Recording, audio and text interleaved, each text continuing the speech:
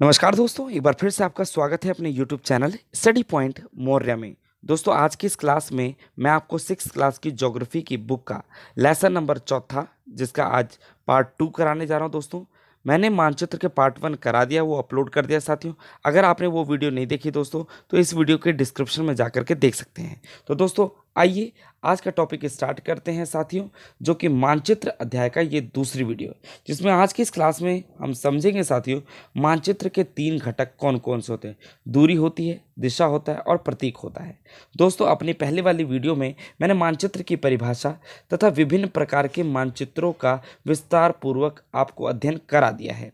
लेकिन दोस्तों, मानचित्र के 3 घटक में से केवल मैंने अभी तक दूरी करा दी है, और आज की इस क्लास में हम दिशा भी समझेंगे, प्रतीक भी समझेंगे। तो आइए समय को बिना वेस्ट किए मानचित्र का जो हमारा दूसरा घटक है उसको हम पढ़ें, जिसका नाम है दोस्तों दिशा। दिशा को साथियों इंग्लिश में कहता है डायरेक्शन। तो देखो क्या लिखा है दोस्तों, दिशा कहता है अधिकतर मानचित्रों में ऊपर दाहिनी तरफ तीर का निशान बना होता है, जिसके ऊपर अक्षर उ लिखा होता है। यह तीर का निशान उत्तर दिशा को दर्शाता है। इसे उत्तर रेखा कहा जाता है। ठीक है, जब आप उत्तर के बारे में जानते हैं तब आप दूसरी दिशा जैसे पूर्व और पश्चिम तथा दक्षिण के बारे में पता लगा सकते हैं। जिस तरीके से चित्र 4.2 में 4 प्रमुख दिशाओं उत्तर, दक्षिण, पूर्व, पश्चिम को दिखाया गया है, ये प्रधान दिग्बिंदु कहे जाते हैं। ठीक है दोस्तों, यहाँ पे देखो 4.2 में ये उत्तर हो गया, ये दक्षिण हो गया, ये पूरब हो गया, ये पश्चिम। जो दिशाएं हैं मुख्य रूप से दोस्तों 4 दिशाओं को बताया गया, उत्तर, दक्षिण, पूर्व, पश्चिम, जिसको कहा जाता है दोस्तों प्रधान दिग्बिंदु। ठीक है, आगे चलें दोस्तों। बीच की 4 दिशाएं उत्तर पूर्व। दोस्तों, इसे उत्तर पूर्व क्यों कहा जाता है?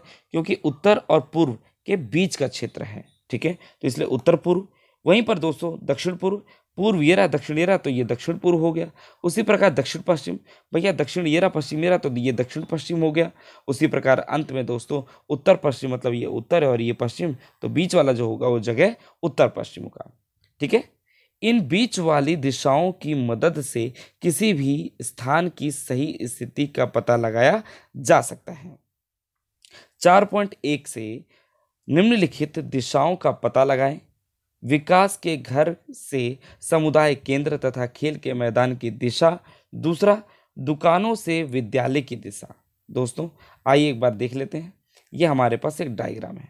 ठीक है, अब मैं आपको यहाँ पर थोड़ी दिशाओं के बारे में अध्ययन कर। दोस्तों, ये आपका जो है एक तरीके से तैयार हो गया खाका किसी गांव का। ये देखो, ये कहलाएगा उत्तर, ये कहलाएगा दक्षिण, ये कहलाएगा पूरब और ये कहलाएगा पश्चिम। ठीक है, और ये कौन सा कहलाएगा आप बताओ? इसे कहेंगे दोस्तों, क्या कहेंगे? आपका दक्षिण पूर्व। क्या कहलाएगा? दक्षिण पूर्व। ठीक है, ओके। अब देखो, अगर बात किया जाए यहाँ से, अगर हम देखें तो अगर बात किया जाए कि ये जो फलोद्यान है, जो फलों का बगीचा है, ये कौन सी दिशा में? दक्षिण पूर्व में। वहीं खेल का मैदान कहाँ है दोस्तों? उत्तर पूर्व में। ठीक है, वहीं दोस्तों 2 दुकान है, वो किस दिशा में है दोस्तों? अगर हम बात करें किस में है? दक्षिण पश्चिम में। ठीक है, उसी प्रकार सामुदायिक भवन कहाँ है साथियों? उत्तर पश्चिम में। ठीक है, तो ये आपको, मुझे उम्मीद है कि आपको दिशाएं पता लग गई होंगी। अब आगे चलते हैं साथियों। आगे क्या कहता है दोस्तों? हमारा यह पॉइंट कहता है कि हम जो है दिक सूचक की सहायता से किसी स्थान की दिशा का पता लगा सकते हैं। यह एक यंत्र है, यह एक यंत्र है। वो यंत्र क्या नाम है दोस्तों? दिक सूचक। ठीक है, एक बार देखते हैं दोस्तों, दिक सूचक कौन सा है? जी हाँ, दिक सूचक जो आपको यहाँ पे दिख रहा है, कौन सा? ये वाला। ठीक है साथियों, ये क्या है? दिक सूचक है।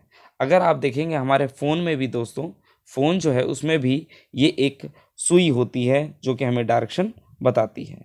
क्लियर साथियों? अब चलते हैं अपना आगे। आगे क्या कहता है दोस्तों हमारा दिक सूचक के बारे में?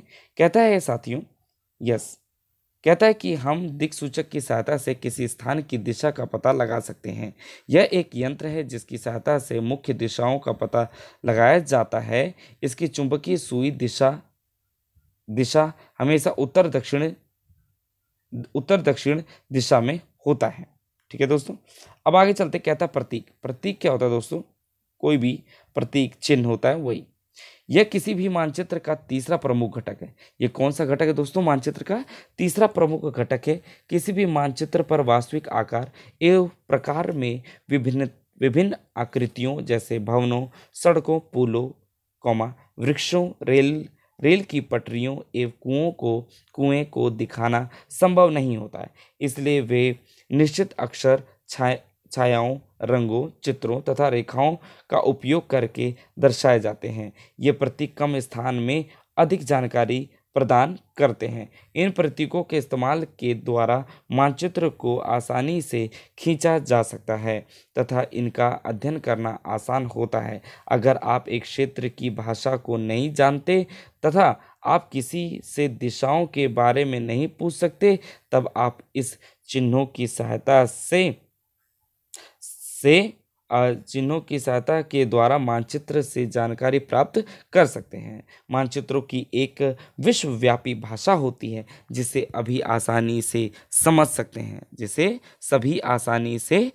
सकते हैं।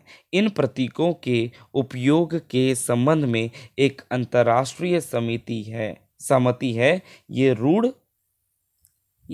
रूढ़ प्रतीक कहे जाते हैं। अब दोस्तों यहाँ पे मैं आपको बताना चाहता हूँ ये रूढ़ प्रतीक किसे कहा जाता है। जैसा आपको यहाँ पे ये चित्र दिख रहा होगा दोस्तों, ठीक है।